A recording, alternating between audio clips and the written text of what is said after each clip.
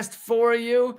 We're gonna get into all things China. We're gonna talk about the U.S. propaganda about China and whether it's propaganda or maybe the U.S. government just is totally telling the truth about everything. They're known for doing that, right? We're gonna get into so many important topics.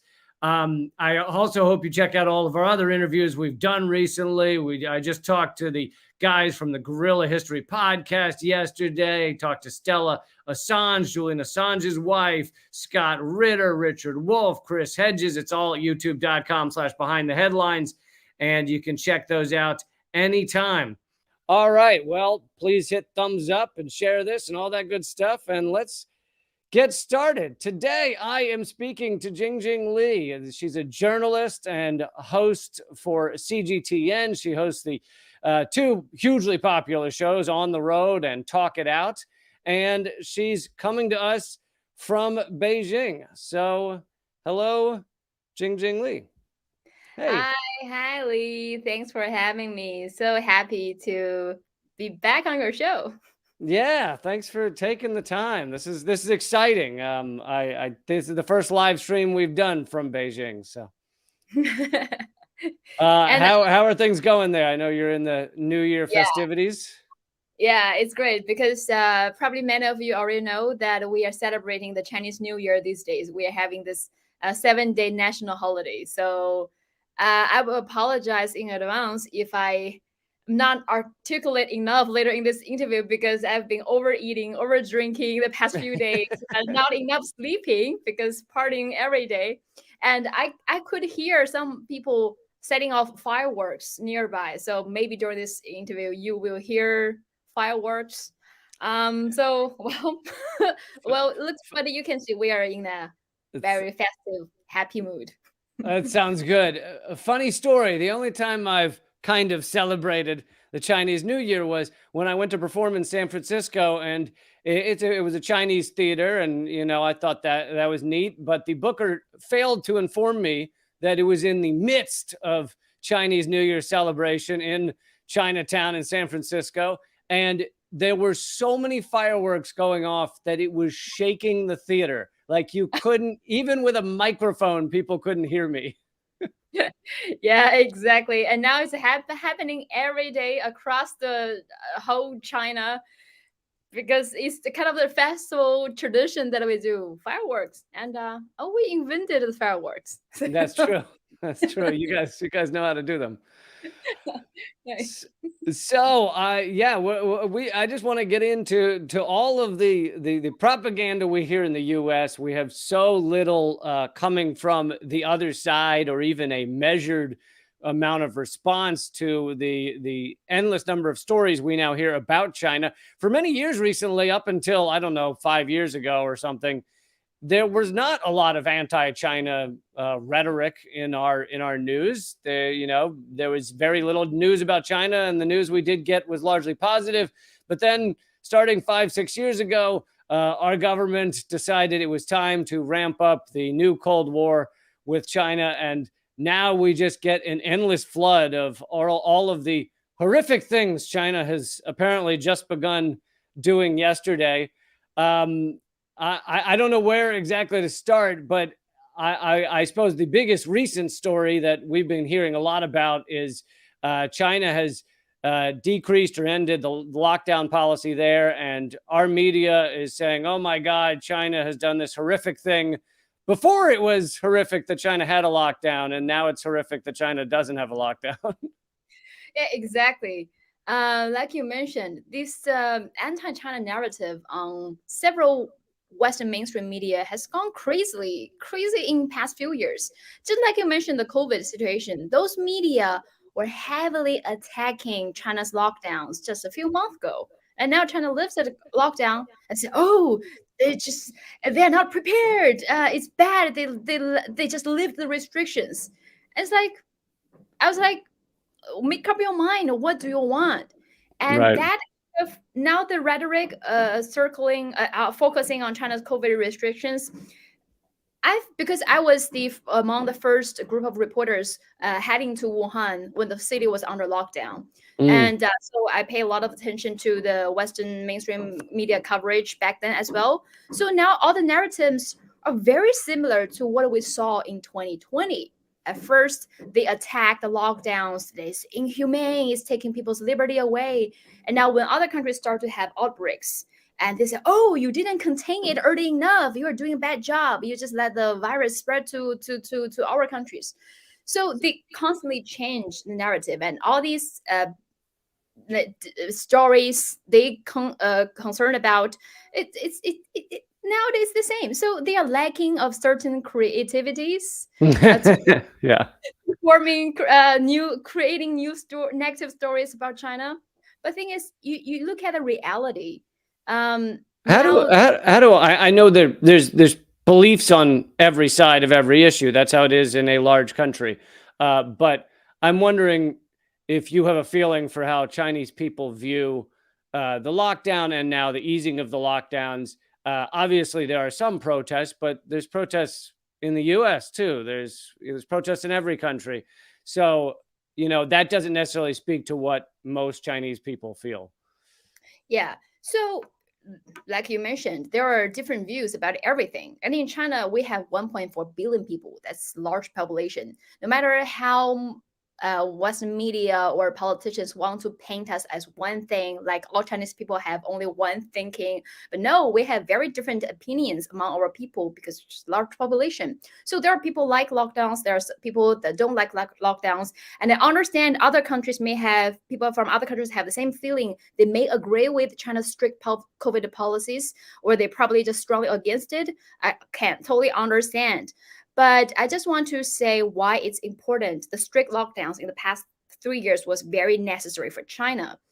I, as someone who not only was among the first group of reporters who went to Wuhan to cover the pandemic, I also lived through all these 3 years, very strict COVID restrictions in China. So even though there are some strict restrictions, of course there are some uneasy things to move around, but still we do it collectively because we know it's for the greater good. I can give you some data and examples why it's necessary.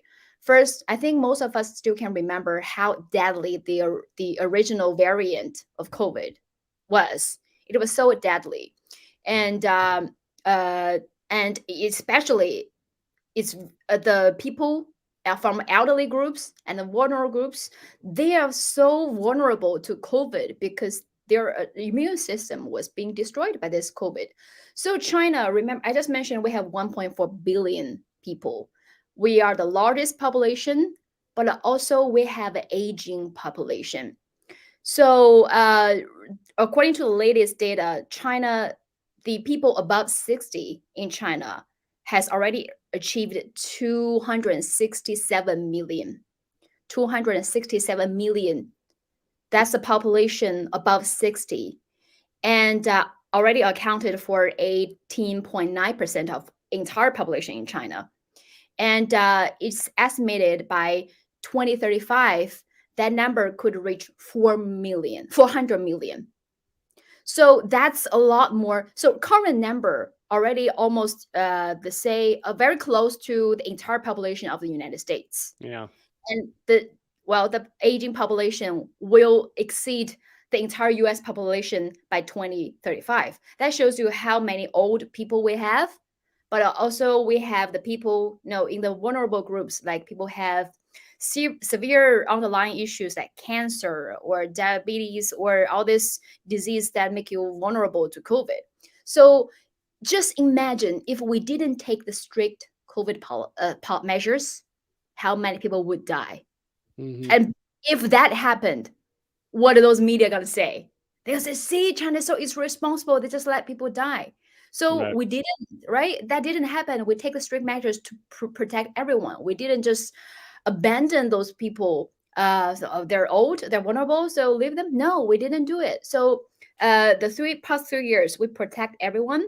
And also the 3 years was really buying the time to prepare ourselves.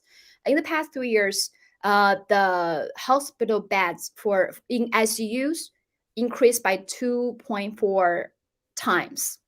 So like almost tripled. And the personnels like doctors, nurses also increased by 1/3. But and also it was crucial for us to buy in the time. And also during the 3 years, we know the COVID got less and less lethal. So now is Omicron is less deadly, and we are much better prepared. Mm-hmm. Now is the good time to lift the restrictions. Right. Yeah, that makes a big difference. And you know, early in the pandemic, when I don't know, they had a different slant on the anti-China stuff. They were talking about how the U.S. media actually covered how China had built entire hospitals for COVID patients fairly quickly, like within the span of like a week. They built like a hospital. The U.S. was doing nothing like that. I think at the time they slanted it as propaganda by saying, "Oh, clearly China's suffering because they're building hospitals." But sometimes they have to bend over backwards to turn a good story into propaganda. But I wanted to jump to another topic that was just a few months ago when Nancy Pelosi made her very inflammatory trip to Taiwan. Nancy Pelosi is, of course, the outgoing Speaker of the House. She was there for roughly 630 years, and she is incredibly corrupt, has hundreds of millions of dollars in the bank, and felt impassioned that she had to visit Taiwan in order to piss off the Chinese. And I wonder if you could talk a little about that and what that trip meant and how it was covered in China. That's something. Taiwan, the island, and is something very important to all of us, to every Chinese people. And it's Taiwan is part of China. It's not just me saying this. It's not just China saying this. It's recognized by every country that has a diplomatic relationship with China, including the United States. If you go to the U.S. government policies and papers online, you can just search it online. They said they recognize there's only one China. They will never support Taiwan independence. And so that's one of the fundamental reasons that China and the United States can have a diplomatic relationship. And also United Nations also recognize there's only one China. And to resume China's seats back in the United Nations, they break the ties with the Taiwan, which was led by Chiang Kai-shek back then. So it's recognized by every country, including the United States. But you can also see they are playing the little word games on their media. They always refer Taiwan and China as two separate things, even though politically, diplomatically, they recognize Taiwan as part of China. And so I think a lot of people... I think a lot... Sorry, I just want to add in here, because I don't know if you know how the average American views it, but I think a lot of people in America think that Taiwan is just a completely separate country that China is trying to steal or something. But in fact, China acknowledges Taiwan as part of China. Most of Taiwan acknowledges Taiwan as part of China. And most of the countries around the world acknowledge Taiwan as part of China. Exactly. And I see sometimes the videos, the media, they always say, "Oh, will China invade Taiwan?" But how can China invade a part of their own territory? Right. It's recognized by the world. Right. And so they're playing this word game to make the public who are too lazy to do the research online. So they have the idea, they think, probably they're different, even though we speak the same language, we practice the very same customs and traditions. So that's the thing. And but because of the historical reasons, and there are some how to say, conflicts between internally, but we want to sort this out all by ourselves, and we are not rushing it. No one's people from both sides are not rushing it, and most of people from both sides believe this is we can sort it out in the long run. Want to sort it out peacefully, but it's the foreign forces, and it's particularly some politicians sponsoring a small group of separatists in the Taiwan Islands. And they start to train them to hate China or Chinese culture, even though they speak the same language and they are the Chinese people. They were, so there was a small group of separatists for their own political gains. They are doing this separatist movements, and they are sponsored by people from the United States and probably different parts of the world. But I can believe you, no Chinese from the mainland and those Chinese people on the Taiwan island who are not belong to the separatist groups want the Americans to intervene in this, because they all believe this is a domestic issues. And I want to also say this, like, because I think a lot of people, either from the West or from the separatist groups in Taiwan, they think, oh, we are fighting for freedom. We because we want different things. Americans fighting for our democracy and freedom. But is that really?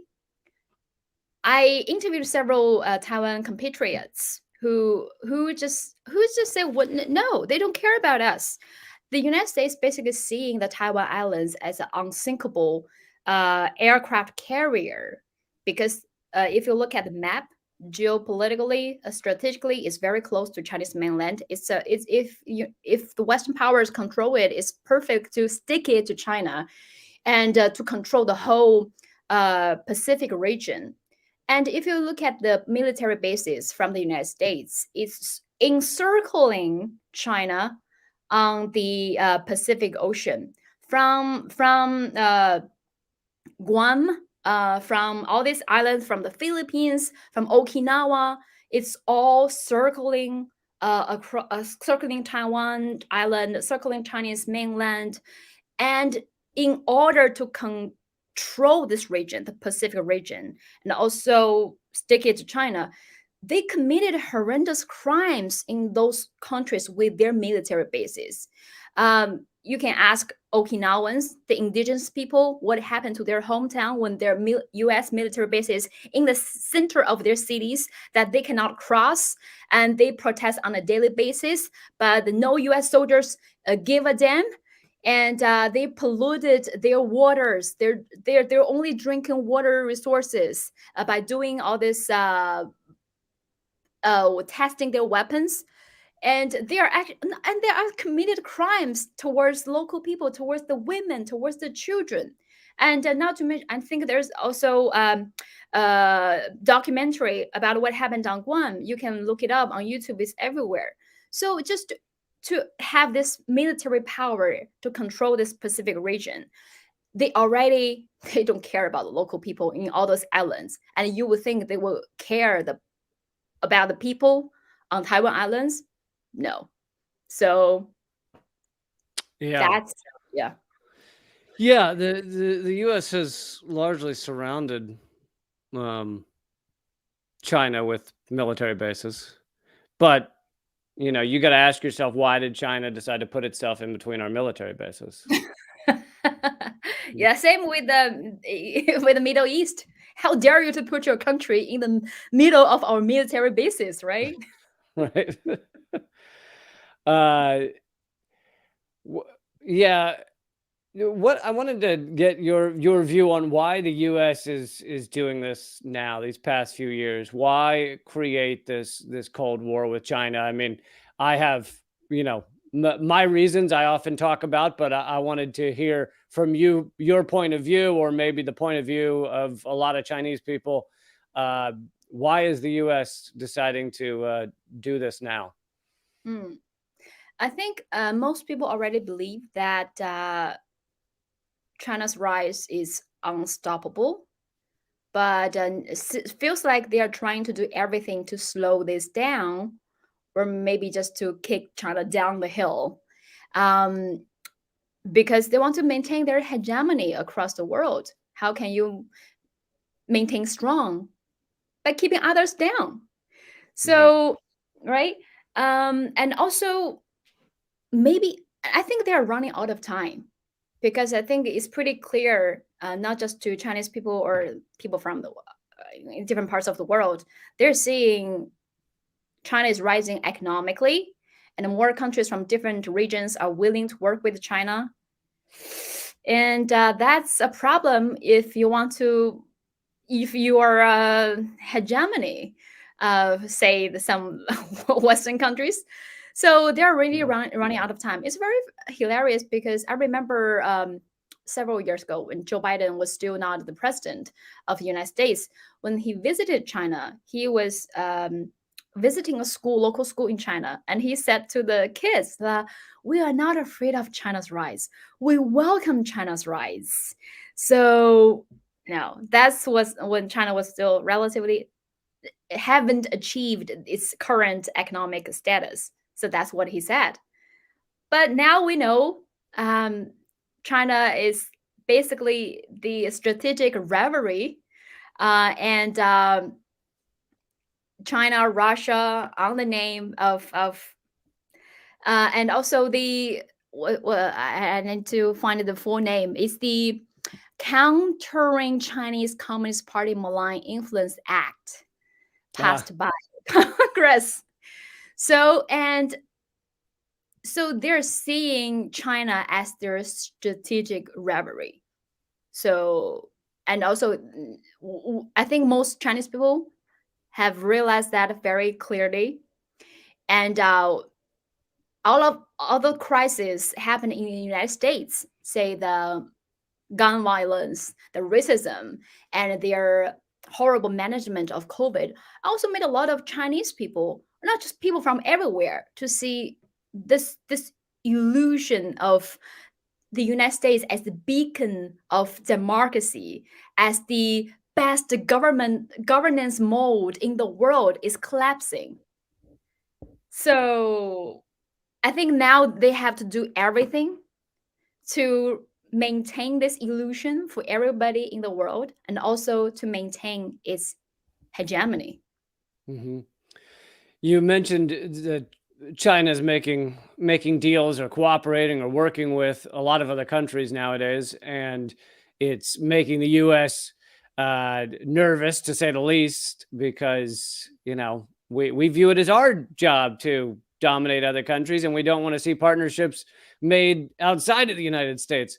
So I'd like to get to the heart of this argument. You hear it from a lot of people. You actually hear it from a lot of people, even on the left, that say that China, in their partnerships with, say, Africa, is economically colonizing Africa, or is economically doing the same thing that the U.S. does to a lot of countries. So I thought I'd start out by playing a clip of your interview first, and then we can get your thoughts as well.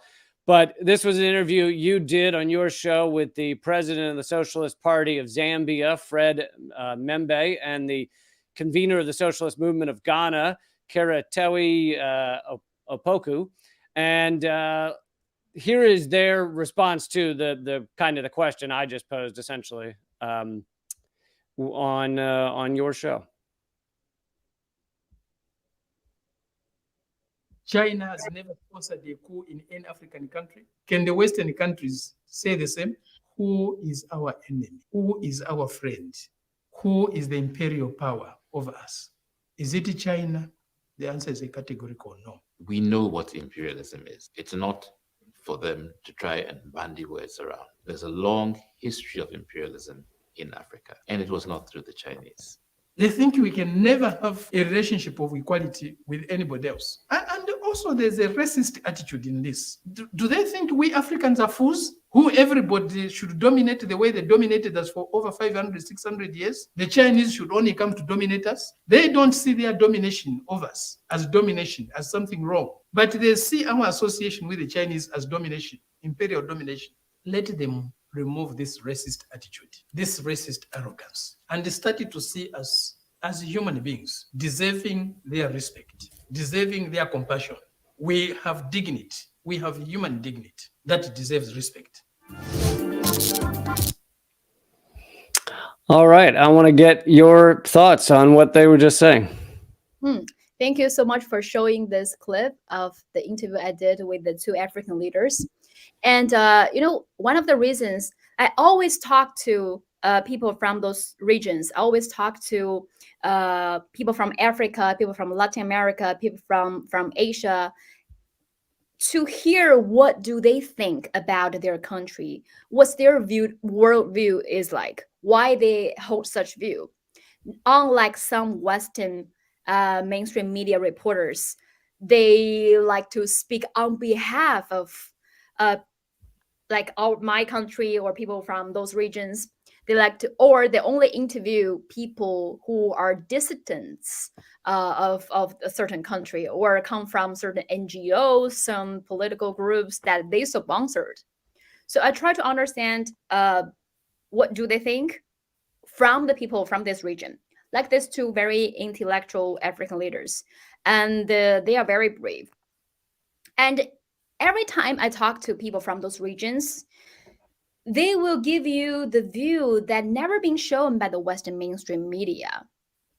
Because most of the time, Western media or some politicians, when they go to these regions, they will say, don't work with China. They are shouting at the Africans like, don't work with China. China is trapping you. They go to Latin America, tell, don't work with China. China is trapping you. So they like to give lectures. I mean, hundreds of years passed, they still love to give lectures to the global South. This is the thing. And they wonder why you are not listening to me.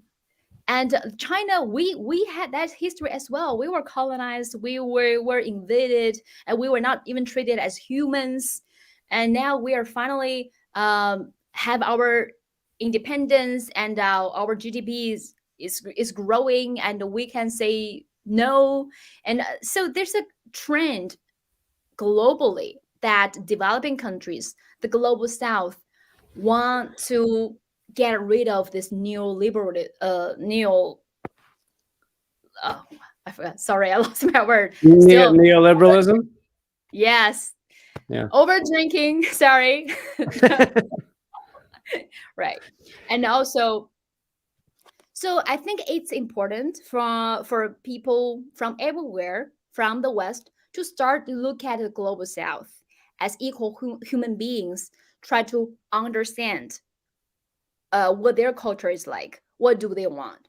And you mentioned why more countries are working with China. I think it's important to understand why these countries are not willing to work with the West anymore, right? So I can give you maybe the recent news, because just earlier this month in January, China's new foreign minister Jingjing, who was previously the China's ambassador to the United States, now is the foreign minister of China. He just visited several African countries.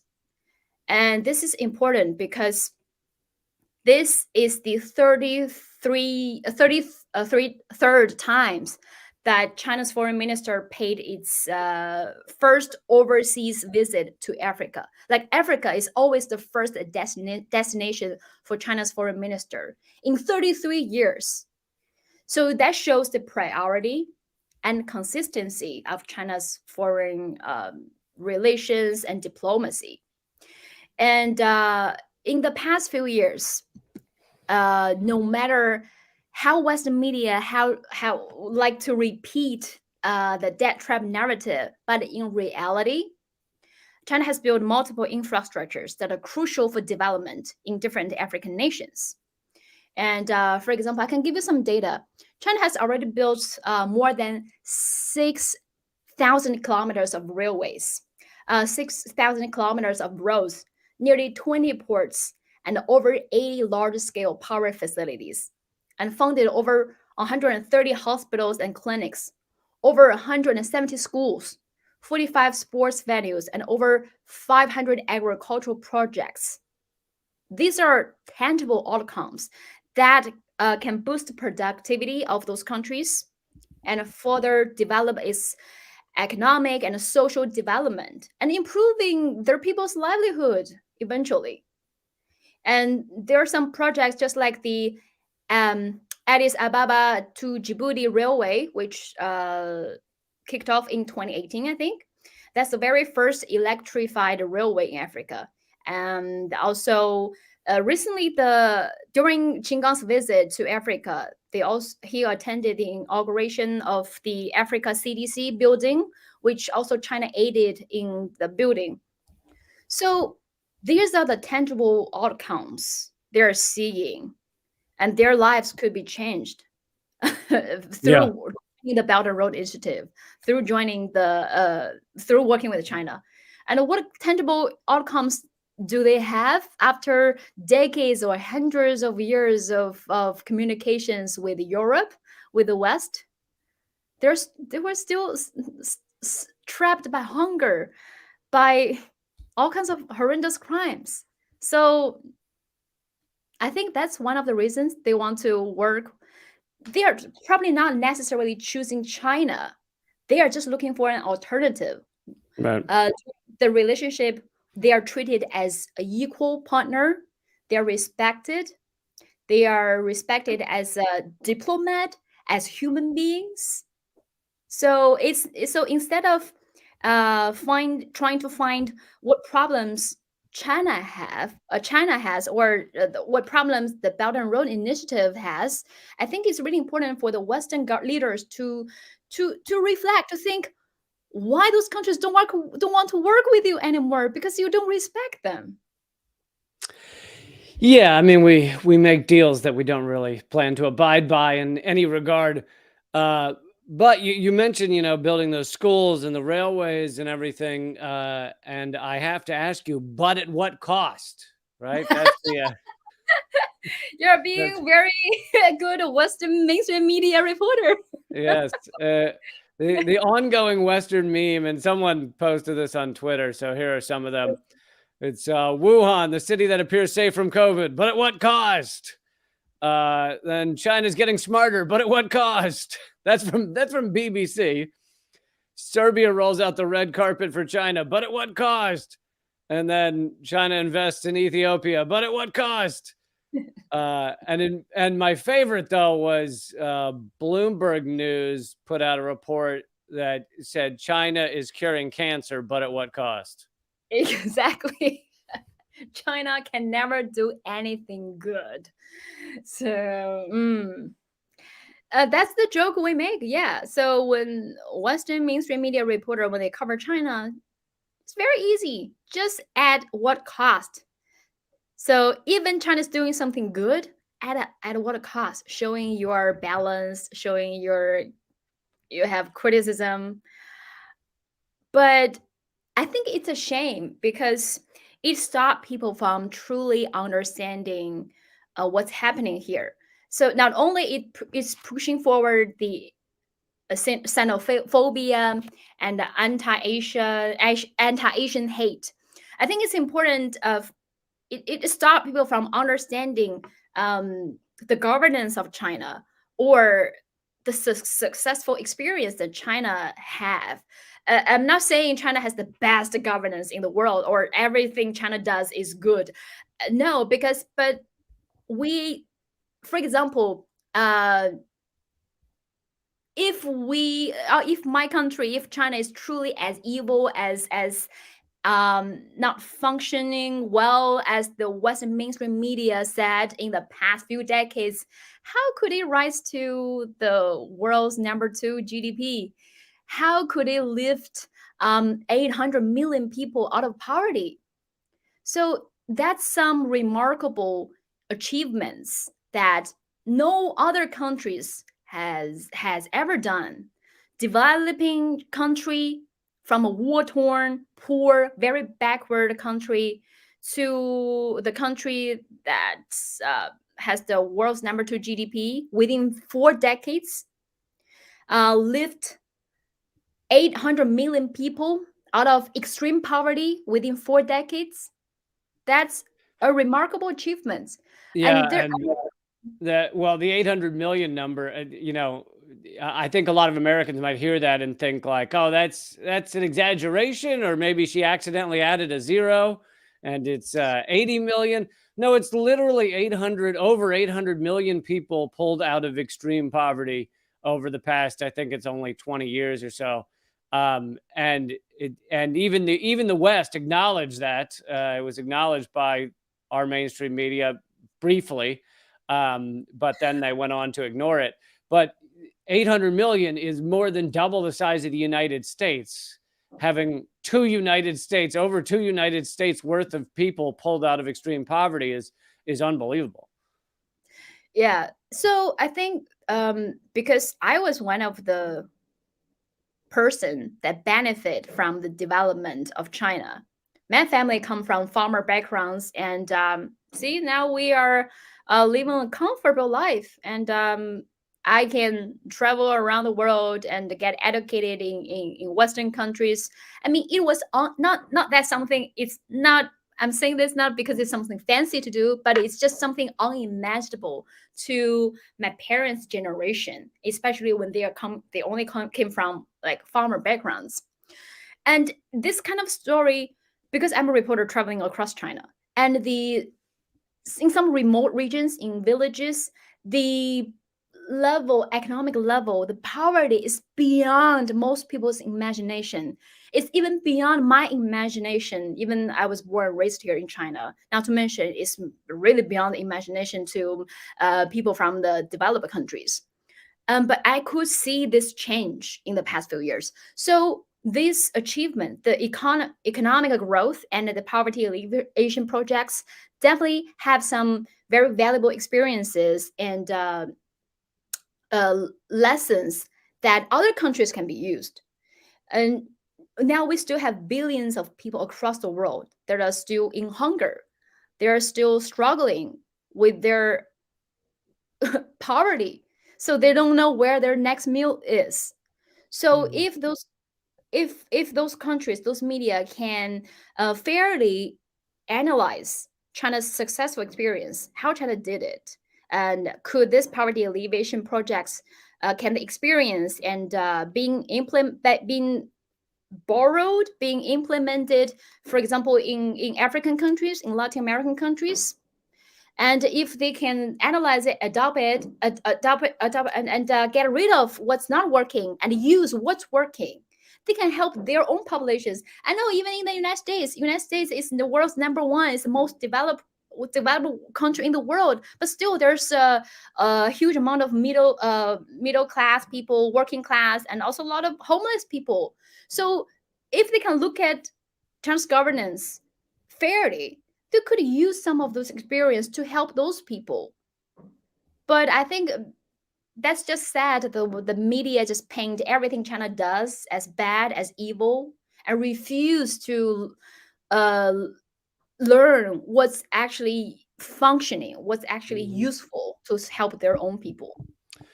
Yeah, I think that's right. I think we live in a critical time in this world, environmentally and otherwise, and it's a time when countries should be working together in order to find the solutions. And the U.S. has no interest in working together with other countries, even the countries that we often consider allies. It's more of a do as we say situation rather than a we want to learn from you and cooperate with you and create a sustainable world with you. I wanted to show another amazing piece of propaganda against China that just came out the other day. This was published by the St. Louis Federal Reserve Bank.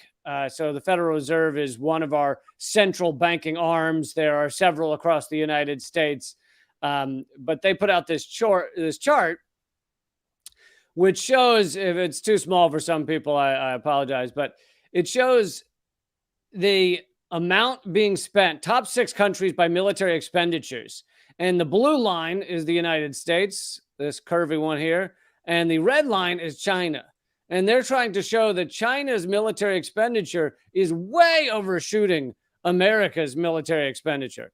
However, if you look closely, they've used a little trick here where they say next to each country either left access or right access, meaning the red line for China does not apply to the numbers on the right side, which most people are looking at, the $900 billion, the $1 trillion up there at the top. And in fact, hold on, if you were to actually show this chart correctly, it would look like this. It would show that the Chinese line is nowhere near the American military expenditure if you put them on the same axis. All these little lines down here are the other, whatever, other 5 countries.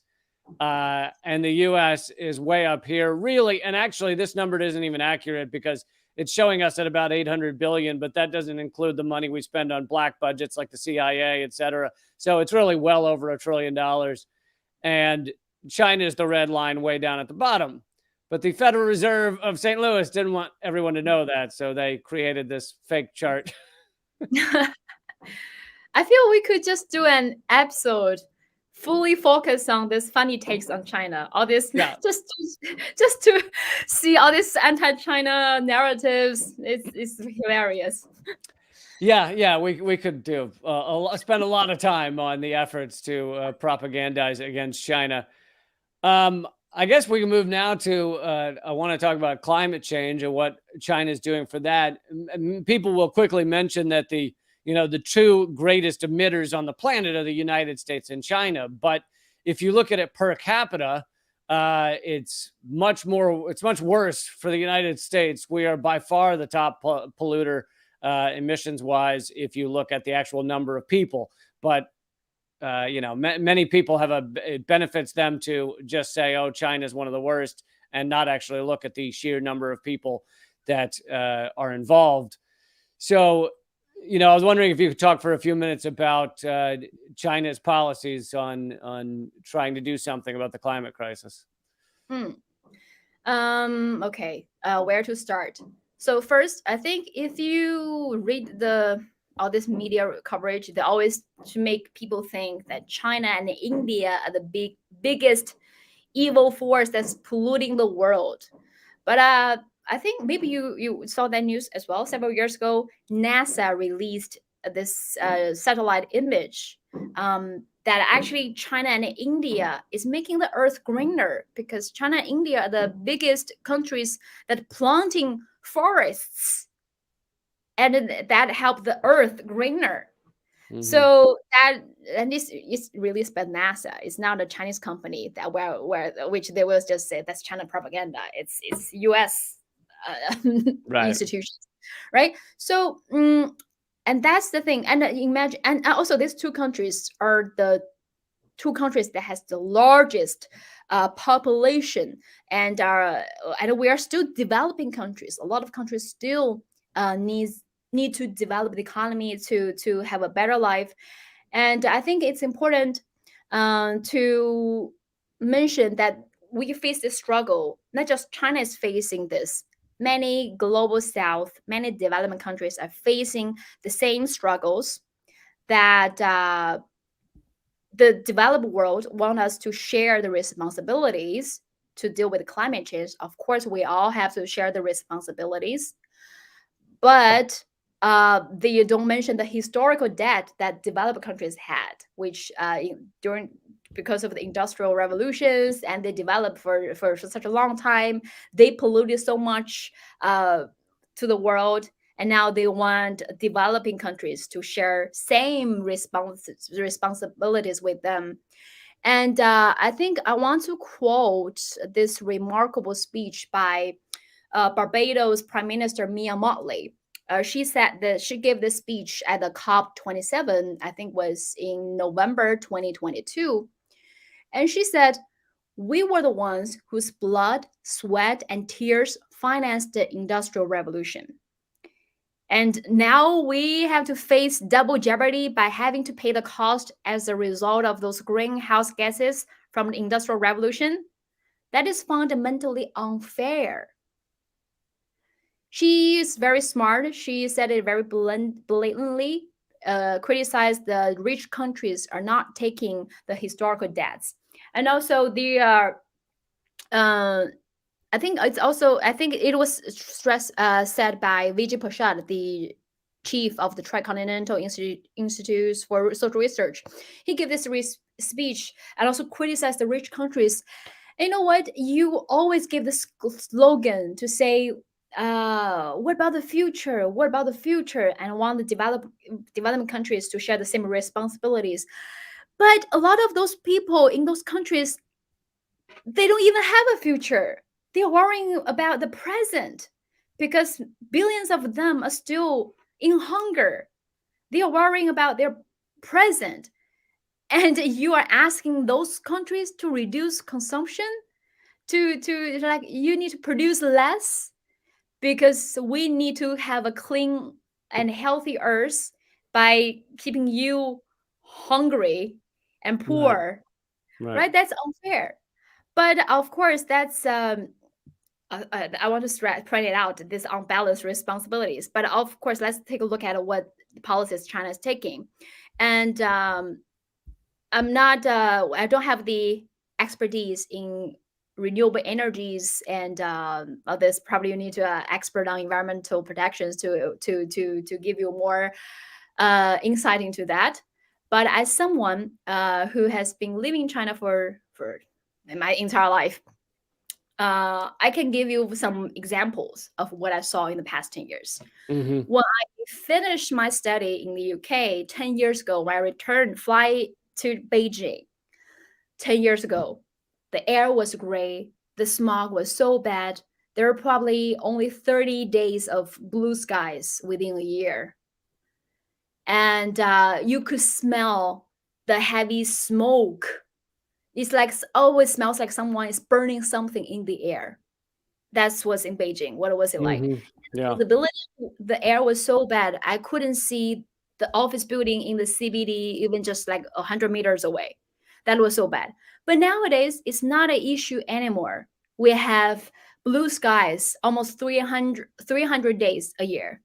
And smog has never been an issue. That's what China has.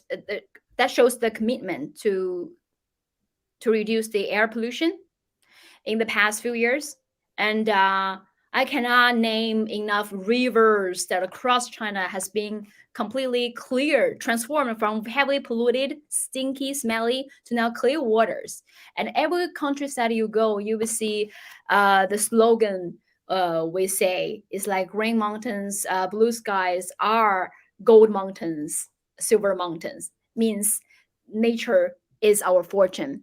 These are the real examples that you will see if you live in China in the past few years. The real example, visible examples, how climate, how environment has changed in China. I'm not sure whether other countries have done the same, even though they have shown slogans all the time asking people to use less, buy less, reduce less, eat less. But are there any visible results? Yeah, they like to put a lot of it on the individual. So they say, hey, you need to go and not get a plastic bag at the store, but we're going to keep pumping out as many plastic bags as we can, and we're going to keep using as much oil as possible, and giant oil subsidies and oil and subsidies to factory farming and all this stuff. So, but they try to say, hey, it's on you. If you just change your light bulbs, we could fix all this, which of course is bullshit, but... Yeah. But I think it's also important to say that China has shown this. I just gave you the real examples that I saw, but as in terms of policies, actually, China announced that it will aim to reach a peak in its carbon dioxide emissions before 2030. So it just within a few years, by 2030, reach peak carbon dioxide and reach carbon neutrality by 2060. So it's a commitment. It's not just something we say. And this policies has been carried out on a daily basis on our everyday life. You will see buildings, all this office to reduce the amount, the time they use the lighting, and it's being everywhere. And also, in 2021, there was a COP15 meeting in Kunming, Chinese city in Kunming, and China actually launched the called Kunming Biodiversity Fund. That fund is worth, China donated $232 billion US, which aims to support biodiversity protections in developing countries. So these are the policies that are taking place and aimed for to help developing countries to deal with the climate challenges, to biodiversity challenges we're doing. And some people may feel, oh, that's are you just saying this? Give beautiful words, beautiful talks. But from my experience, reading the policies that China's government has said, almost all the goals have been achieved. They don't give empty words. So even though some goals sounds ambitious, sounds very far-fetched, but 10 years later, 50 years later, 100 years later, you will see that achieved.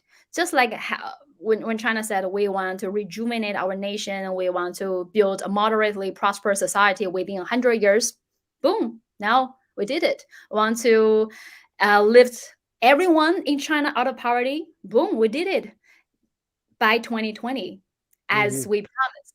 So I don't want to sound like someone who always praised China, but I believe in this because I saw it happen. Yeah. If maybe you asked me 10 years ago, I probably wouldn't give you the same answers. But after year, I saw everything being carried out, being planned, being achieved as it promised. I think many Chinese people like me have the faith to the government. We're almost to the end here. I'm wondering if there's any other topics I haven't gotten to yet that you'd like to touch on. Let me think. Maybe I know you cover a lot of topics on your show. So.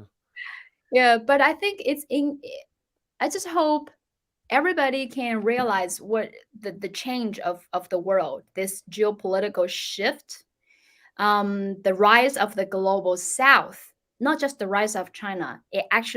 We have to look at the big picture, not just trapped in the Western world, a rich world. It's like, look at the global south, look at what's happening.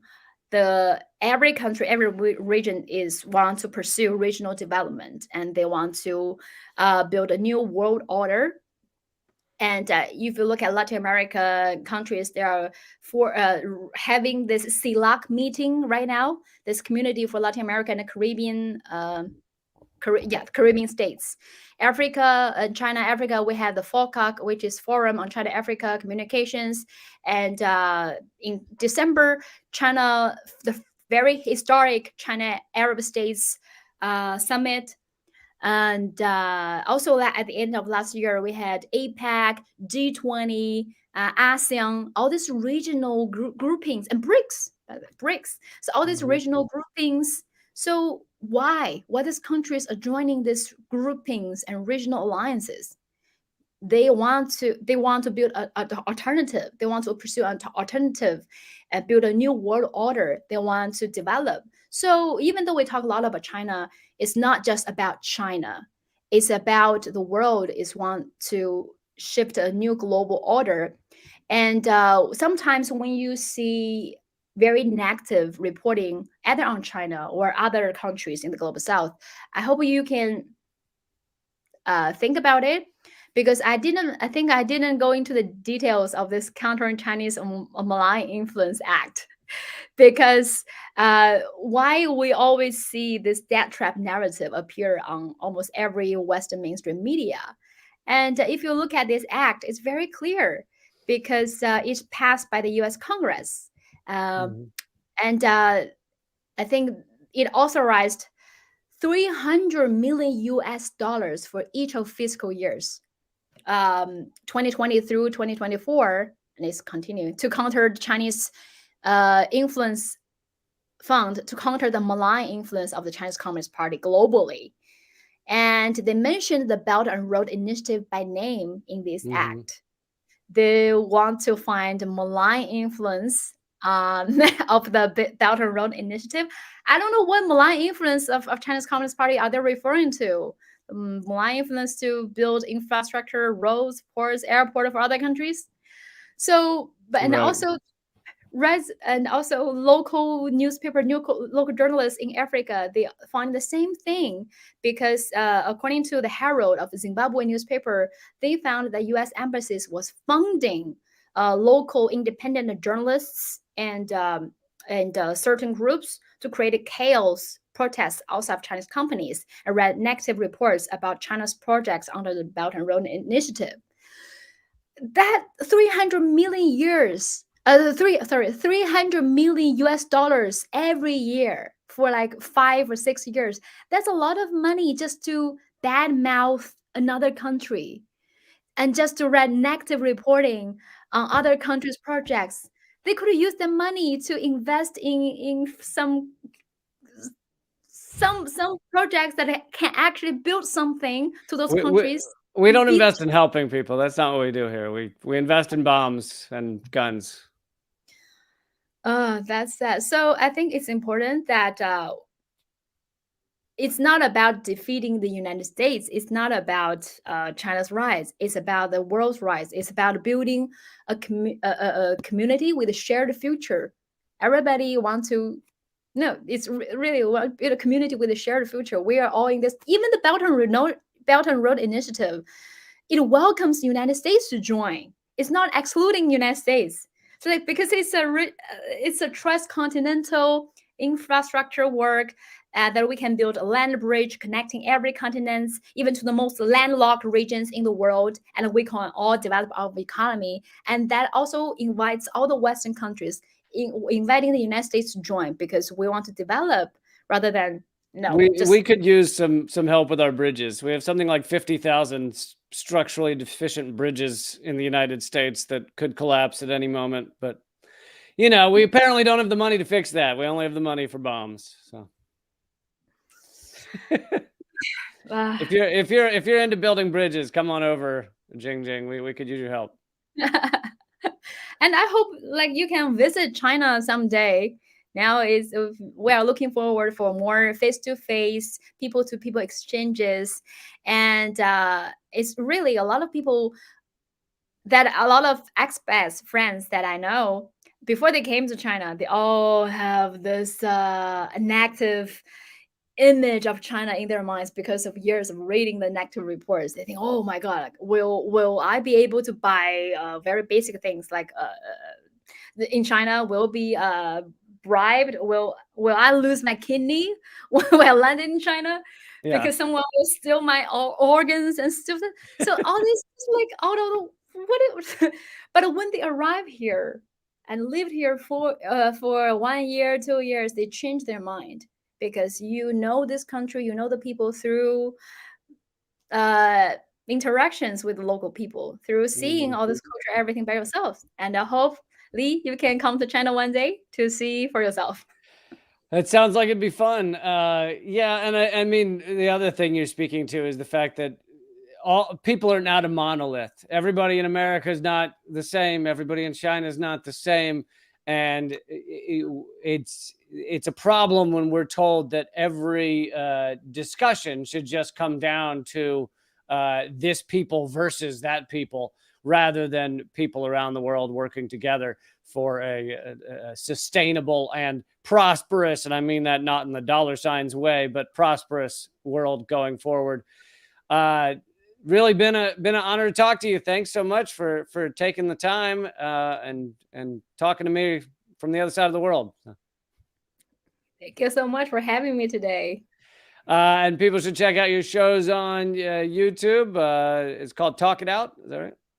Yes, you can find my channel by typing my name, Li Jingjing.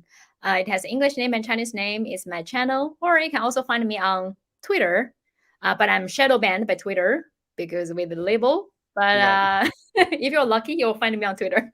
Well, you aren't doing good work unless you've been shadow banned. So thank you. Thanks again. Talk to you soon. Talk to you soon. All right, folks. Hope you enjoyed that interview with Li Jingjing. That's a pleasure to talk to her. I think it's a good idea to get the other side of the view on the deluge of propaganda we get here in the United States. God forbid we get someone else's viewpoint who's not just pushing out U.S. empire talking points. This show, as are all my interviews and my Most Censored News episodes, is completely funded by you. This is that's how we do it. And hopefully you can join at patreon.com/behindtheheadlines.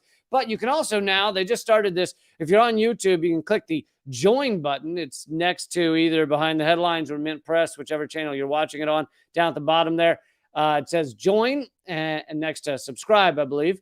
So subscribe is for free. So please do that. Join is, I think, $4.90 or something. And excuse me. And it gets you a bunch of cool perks like exclusive chat and things like that. So I hope you will join up and support the show that way, or support the show on Patreon. Yesterday, if you haven't already seen it and you want more and you're like, God damn it, why is this ending now? All is lost. I mean, you maybe should talk to someone if you're yelling that loud. But if you want to, and you haven't already, check out my interview from yesterday with the host of the Guerrilla History podcast. I think you're going to love that one. That was yesterday. It's also available at youtube.com/behind the headlines. Previous weeks, Stella Assange, Julian Assange's father as well, John Shipton, Chris Hedges, Scott Ritter, Richard Wolff. So many amazing guests. And I hope you will, Ben Norton, of course, I hope you will check those out at youtube.com/behind the headlines. There's no Most Censored News episode this week because I had to take Monday and Tuesday off. So wasn't able to put one together this week, but I'll be back with another one of those next week, and keep fighting.